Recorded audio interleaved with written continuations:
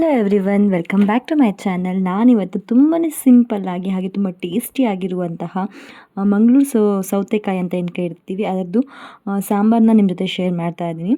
First ನಾನಿಲ್ಲಿ 1 ಕಪ್ಪಷ್ಟು ತೊಗರಿಬೇಳೆನ ಚೆನ್ನಾಗಿ ತೊಳೆದು ಕುಕ್ಕರಲ್ಲೇ ಹಾಕ್ಕೊತಾ ಇದ್ದೀನಿ. ಹಾಗೆ ಒಂದು 3/4 kg ಇರುವಂತಹ ಒಂದು ಮಂಗಳೂರು ಸೌತೆಕಾಯಿನ ಕಟ್ ಮಾಡಿಕೊಂಡು ತೊಳೆದು ಅದನ್ನು ಕುಕ್ಕರಲ್ಲಿ ಹಾಕ್ಕೊಂಡು ಸ್ವಲ್ಪ ಅರಿಶಿನ ಹಾಗೆ ಸ್ವಲ್ಪ ನೀರನ್ನ ಹಾಕ್ಕೊಂಡು ಒಂದೇ ಒಂದು ವಿಸಿಲ್ನ ಹೊಡ್ಸ್ಕೊತಾ ಇದ್ದೀನಿ. ಒಂದು ವಿಸಿಲ್ ಹಾಕಿದ್ರೆ ಸಾಕು, ತುಂಬ ಬೇಗನೆ ಬೇಯುತ್ತೆ ಇದು ಸೌತೆಕಾಯಿ. ಸೊ ಅದರಿಂದ ಒಂದೇ ವಿಸಿಲ್ ಹಾಕ್ಕೊಳ್ಳಿ. ಹಾಗೆ ನಾನಿಲ್ಲಿ ಮಸಾಲೆಗೆ ಒಂದಷ್ಟು ಪದಾರ್ಥಗಳನ್ನ ಚೆನ್ನಾಗಿ ಫ್ರೈ ಮಾಡ್ಕೊತೀನಿ. ಫಸ್ಟ್ 2 ಸ್ಪೂನಷ್ಟು ಕೊತ್ತಂಬರಿ, ಹಾಗೆ 1 ಸ್ಪೂನು ಅಂದರೆ ಅರ್ಧ ಸ್ಪೂನಷ್ಟು ಮೆಂತ್ಯ, ಹಾಗೆ 1 ಸ್ಪೂನು ಕಡಲೆಬೇಳೆ, 1 ಸ್ಪೂನ್ ಉದ್ದಿನಬೇಳೆ, ಅರ್ಧ ಸ್ಪೂನಷ್ಟು ಜೀರಿಗೆ, ಹಾಗೆ 1 ಹಿಡಿಯಷ್ಟು ಬ್ಯಾಡಗಿ ಮೆಣಸಿನ್ಕಾಯಿ, ಹಾಗೆ 2 ಕಡ್ಡಿಯಷ್ಟು ಕರಿಬೇವು. ಇದಿಷ್ಟು ಚೆನ್ನಾಗಿ ಫ್ರೈ ಮಾಡ್ಕೊಬೇಕು. ತುಂಬಾ ಚೆನ್ನಾಗಿರೋ ಸ್ಮೆಲ್ ಬರುತ್ತೆ.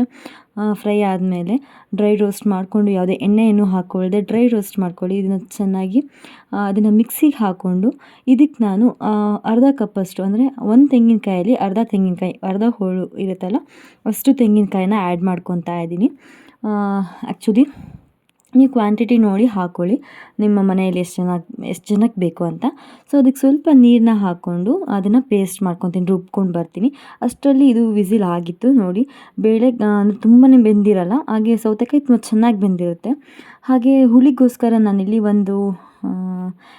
ಒಂದು ನಿಂಬೆಹಣ್ಣು ಗಾತ್ರದಷ್ಟು ಹುಣಸೆಹಣ್ಣ ನೆನೆಸಿಟ್ಟಿದ್ದೆ. ಸೊ ಅದನ್ನು ಚೆನ್ನಾಗಿ ಸ್ಮ್ಯಾಶ್ ಮಾಡ್ಕೊತೀನಿ ಹುಳಿ ಬಿಡೋವರೆಗೂ. ಅದರದ್ದು ರಸ ಮಾತ್ರ ಹಾಕಬೇಕಲ್ವ. ಸೊ ಇಲ್ಲಿ ಬೇಯಿಸಿಟ್ಟಿರುವಂತಹ ಬೇಳೆ ಸೌತೆಕಾಯಿ ಏನಿದೆ ಅಲ್ಲ, ಅದಕ್ಕೆ ಆ ರಸನ ಹಾಕ್ತಾಯಿದ್ದೀನಿ. ಹಾಗೆ ಇಲ್ಲಿ ನಾನು 1.5 ಸ್ಪೂನಷ್ಟು ಬೆಲ್ಲ ಹಾಕ್ಕೊಂಡಿದ್ದೀನಿ, ಬೆಲ್ಲದ ಪುಡಿ. ಹಾಗೆ ರುಚಿಗೆ ತಕ್ಕಷ್ಟು ಉಪ್ಪು ಇವಾಗಲೇ ಹಾಕಿಬಿಡಿ, ಪರವಾಗಿಲ್ಲ. ರುಚಿಗೆ ನಿಮಗೆ ತಕ್ಕಷ್ಟು ಎಷ್ಟು ಉಪ್ಪು ಬೇಕೋ ಅಷ್ಟು ಉಪ್ಪನ್ನು ಹಾಕಿಬಿಟ್ಟು ಕುದಿಯೋಕ್ಕೆ ಬಿಟ್ಬಿಡಿ ಅಲ್ಲೇ. ಹಾಗೆ ನಾವು ರುಬ್ಬಿರುವಂತಹ ಆ ಮಸಾಲೆ ಏನಿರುತ್ತೆ ಅಲ್ವ, ಆ ಮಸಾಲೆಯನ್ನು ಇವಾಗ ಅದಕ್ಕೆ ಹಾಕಿ ಮಿಕ್ಸ್ ಮಾಡ್ಕೊಬೇಕು ಚೆನ್ನಾಗಿ. ಸ್ಮೆಲ್ ಮಾತ್ರ ಅರೋಮಾ ಹೆಂಗೆ ಬರ್ತಾ ಇರುತ್ತೆ ಅಂದರೆ, ನೀವು ಯಾವುದಾದ್ರೂ ದೇವಸ್ಥಾನಕ್ಕೆ ಹೋದಾಗ ಅಥವಾ ಒಂದು ಹೋಟೆಲ್ ಮುಂದೆ ಹೀಗೆ ಜಸ್ಟ್ ಪಾಸ್ ಆಗಬೇಕಾದ್ರೆ ಒಂದು ಸಾಂಬಾರು ಸ್ಮೆಲ್ ಬರ್ತಾ ಇರುತ್ತೆ. ಆಲ್ಮೋಸ್ಟಾಗಿ ದೇವಸ್ಥಾನದಲ್ಲೇ ಈ ಥರ ಸಾಂಬಾರು ಮಾಡ್ತಾರೆ, ತುಂಬಾ ಟೇಸ್ಟಿಯಾಗಿರುತ್ತೆ. ಅದೇ ಥರ ಸ್ಮೆಲ್ ಬರ್ತಾ ಇತ್ತು. ಆ ಮಸಾಲೆನ ಹಾಕ್ಕೊಂಡು ಚೆನ್ನಾಗಿ 1-2 ನಿಮಿಷ ಕುದಿಸ್ಕೊಳ್ಳಿ. ಅದು ತುಂಬ ಚೆನ್ನಾಗಿ ಕುದೀತಾ ಇರಬೇಕಾದ್ರೆ ಇದಕ್ಕೆ ನಾವಿವಾಗ ಒಗ್ಗರಣೆ ಹಾಕ್ಕೊಬೇಕು. ಇದಕ್ಕೆ ಕೊಬ್ಬರಿ ಎಣ್ಣೆ ಹಾಕಿದ್ದೀನಿ. ಕೊಬ್ಬರಿ ಎಣ್ಣೆಗೆ 1 ಸ್ಪೂನಷ್ಟು ಸಾಸಿವೆ, 1 ಸ್ಪೂನಷ್ಟು ಜೀರಿಗೆ, ಹಾಗೆ 2 ಕಡ್ಡಿಯಷ್ಟು ಕರಿಬೇವು, ಹಾಗೆ ಸ್ವಲ್ಪ ಹಿಂಗು, ಇದು ಹಸಿ ಹಿಂಗು ಆಯಿತಾ, ಊರ ಕಡೆ ಎಲ್ಲ ಸಿಗುತ್ತೆ. ನೀವು ಹಿಂಗು ಪುಡಿ ಕೂಡ ಹಾಕ್ಕೊಬೋದು.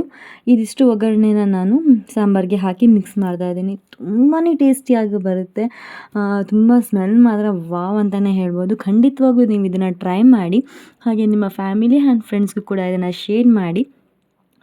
ಅಷ್ಟೇ, ತುಂಬಾ ಈಸಿಯಾಗಿ ಬೇಗನೆ ಮಾಡುವಂತಹ ಒಂದು ಸಾಂಬಾರು ಅಂತಲೇ ಹೇಳ್ಬೋದು. ಕೊನೆಯದಾಗಿ ಇದಕ್ಕೆ ಸ್ವಲ್ಪ ಕರಿಬೇವು ಹಾಗೆ ಕೊತ್ತಂಬರಿ ಸೊಪ್ಪನ್ನ ಕೊಬ್ಬರಿ ಎಣ್ಣೆಯಲ್ಲಿ ಹಾಕಿ ಕಿವುಚಿ ಅದ್ರ ಮೇಲೆ ಹಾಕಿ ಮುಚ್ಚಿಟ್ಬಿಟ್ರೆ ಆಯಿತು. ತುಂಬಾ ಟೇಸ್ಟಿಯಾಗಿರುವಂತಹ ಸೌತೆಕಾಯಿ ಸಾಂಬಾರು, ಮಂಗಳೂರು ಸೌತೆಕಾಯಿ ಸಾಂಬಾರು ರೆಡಿ ಆಗುತ್ತೆ. ಅನ್ನದ ಜೊತೆ ಹಾಗೆ ಸ್ವಲ್ಪ ಅಂದರೆ ನೀರು ದೋಸೆಗೆಲ್ಲ ತಿನ್ಬೋದು, ಚಪಾತಿಗೂ ಚೆನ್ನಾಗಿರುತ್ತೆ. ಬಟ್ ಬೆಸ್ಟ್ ಅಂದರೆ ಬಿಸಿ ಬಿಸಿ ಅನ್ನದ ಜೊತೆ ತುಪ್ಪ ಹಾಕ್ಕೊಂಡು ಈ ಸಾರು ಹಾಕ್ಕೊಂಡು ತಿಂತಾಯಿದ್ರೆ ವಾವ್ ಅಂತಲೇ ಹೇಳ್ಬೋದು. ನಿಮಗೆ ಈ ವಿಡಿಯೋ ಇಷ್ಟ ಆಗಿದರೆ ಪ್ಲೀಸ್ ಲೈಕ್, ಶೇರ್, ಸಬ್ಸ್ಕ್ರೈಬ್ ಮಾಡ್ಕೊಳ್ಳಿ. Thank you so much. Bye bye.